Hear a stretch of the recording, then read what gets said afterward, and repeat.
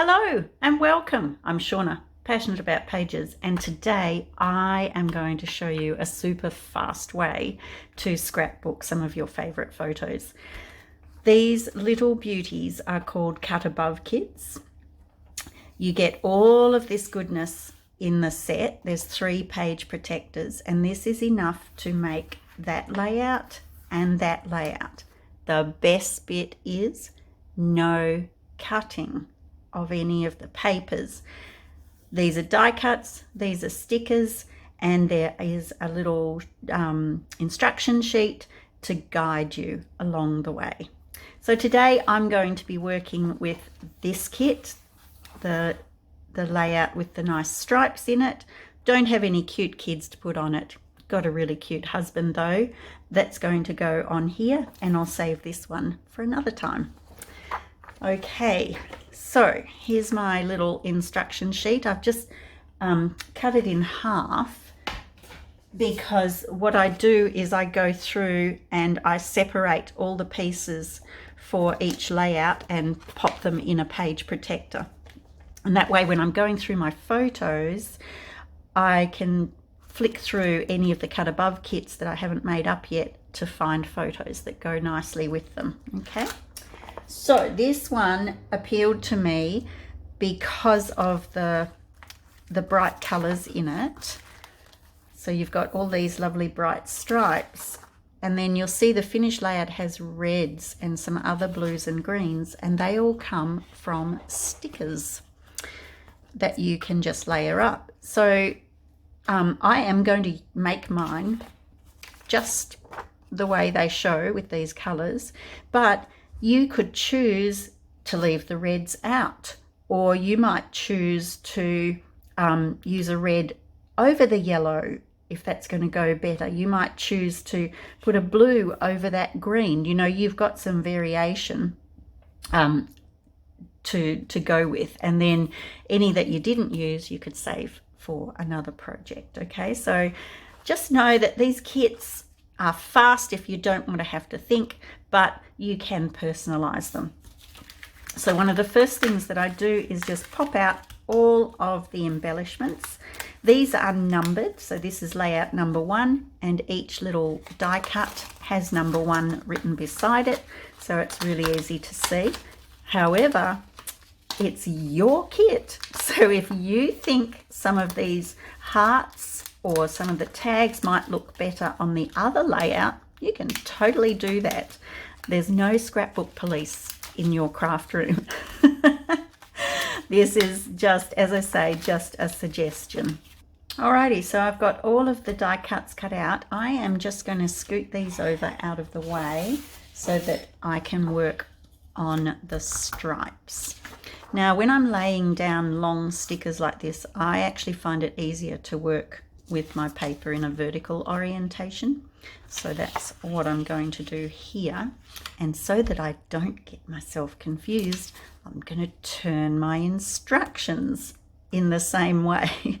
So greens at the top, blues at the bottom, so that I know where the stickers need to go. And then it's just a matter of pulling them off and lining them up. Just tack them down at the start, then hold the sticker taut and pop it down, and then work your way across. And when you finish the first one, you can move to the other one. Now you'll see this little blue one is slightly wider than the gap, and that's to help you cover up the gap so that no white is showing. Okay, so again, anchor it there, pull it taut, and pop it down. Okay, now we go to the wider of these 2 strips, and there's different patterns on each strip to make them look like different papers or ribbons as well, which is pretty cool. If you're a textural person, this layout would be good. Like if you've got some ribbons in your crafty stash and you wanted to have some actual texture on here, you could replace any of these stickers with ribbons. Okay, Now, when we get down to this bit on the other side of the hearts, there's 2 stickers that need to go in. So I think I'm going to put the skinnier one first and then the thicker one. Just make sure that they cover up. So this one I'm going to butt up right beside the yellow. And then when I pull the green one off, if there's a gap, I'll overlap it on the blue because the blue is much wider. So I'll try and push it up against that red sticker. Yep, and it'll go over the blue one a little bit.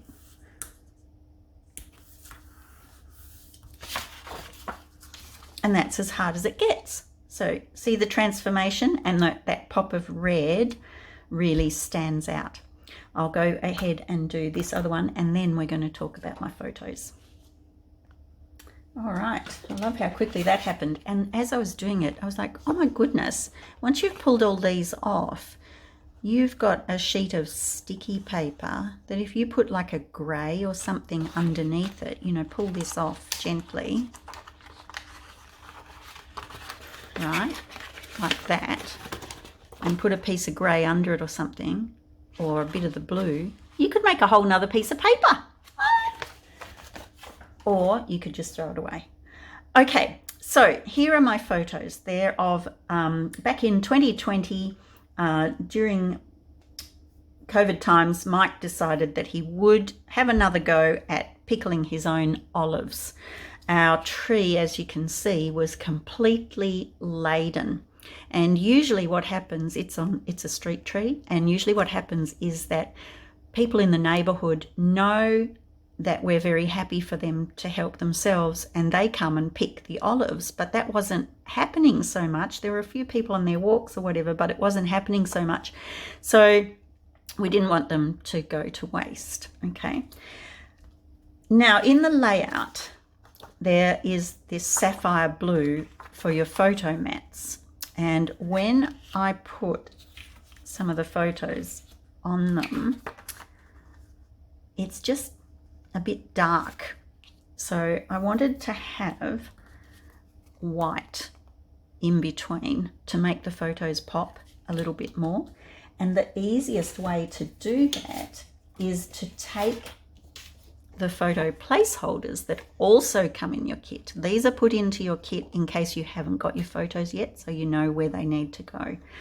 And I trimmed my photos down. The placeholders tell you in inches how big they are, so I trimmed 1/8 of an inch off 2 sides of each photo, and that just gives me that tiny little border around it to make it pop a little bit more. I don't know if you've realized yet, but my problem then comes because my photos aren't the same size as these, and I've got more photos than here. So here's how I'm going to problem solve. Obviously my 6x4 is fine, and there's 2 3x4s, they're fine. This one is a 4x4. So what I'm going to do is pop that on there and trim that off. Okay, so that one's okay. And then that leaves me with 1 sheet of the blue left. But what I'm thinking is these are nice and bright and light, and I'm happy with them against the patterns. So I'm going to cut this one in half so that each of those have a photo mount. What's bothering me about this is because my photos are a bit dark, this red is drawing my eye up. And I'm actually thinking it might be better if I scoot it around the other way.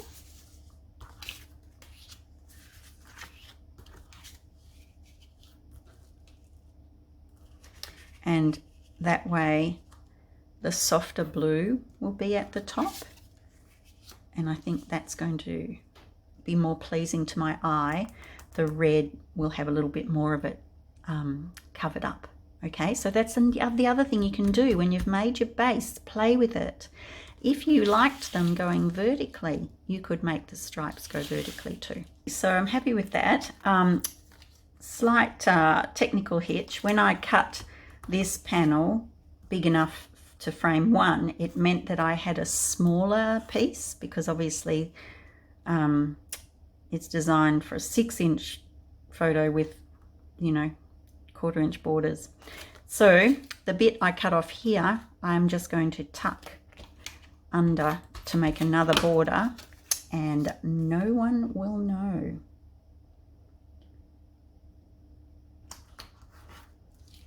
Ta-da! And then I can pop that on.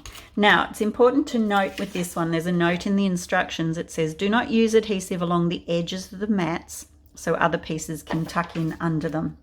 So I've just done it in the corners, and I may need to lift it just a little bit. Now I think I just need to move these up a fraction. One of the things I realized as I was gluing these photos down is that by turning my layout upside down, my hearts are upside down on the yellow strip. Okay. See that? But you know what? I don't care. I'm going to live on the edge because I figure it's just popping out. I can probably arrange for some embellishments to again overlap that a little baby bit, and people are going to be focused on my photos and other bits on the layout, so I'm not too worried. But just be aware of that. If that will mess with your head, don't turn it sideways or upside down as previously suggested. All right, now it's time to bring in all the embellishments. Having a look at the sketch, this gives you an idea for how to use the embellishments if your photos are the same size and orientation. Stacking the tags and the little tabs and adding hearts to fill the space, and then this magic goes on top of the sticker that says show the world your, and happy goes over here. Okay, so just sort of keeping that in mind, I've tucked my 2 tabs so that one's on each page so that the pink will balance, because that's, apart from one other little heart, that's the only pink on the page. I haven't used the scallop edge. It was meant to go, you know, next to the blue, but I don't think it's a bit too feminine for me for this layout, so I'm going to put that in my stash. I might even use it on the other layout in the kit because that's a bit more feminine. I'm going to actually write on this tab, this tag. They just tucked it behind. The little circle at the top is a sticker, so that can go on this tag as well. And then there's 2 little red hearts that can go onto these. I want to write on these, so I'm just going to put those a bit higher up than in the picture. They've sort of got them centered down, but I love using these sort of tabs for details in my journaling. And then I've got 3 little white sticker hearts that I can use. Okay, now you can use some foam tape to raise up some of these things. I'll definitely use it on my 2 hearts here. I'll probably, the smaller hearts, I will probably just pop down. Maybe that bigger one I'll pop up on foam. But apart from that, I think I'm quite happy with that. So I'm going to go ahead and finish it off and then show you what it looks like. As I said, I wrote on the little pink tabs. I raised the heart up on thin tape, popped the date on the tag here, and then sprinkled the tags around, wrote on here, wrote on there. And what I tried to do was, I had a pink and a green heart here, so I put that in the opposite corner. There's a bit of the Sundance showing here, so I put that colored heart down lower so it balanced that one, and then used 2 of the little stickers up the top and one at the bottom. So this creates one big focal point, another focal point, and then a small focal point. And I think I'm happy with that. Thanks for watching. If you would like to see more of this style of video, please give me a like, add anything in the comments. Would you have your hearts upside down, or would you have to have them the right way up? And I'll see you next time.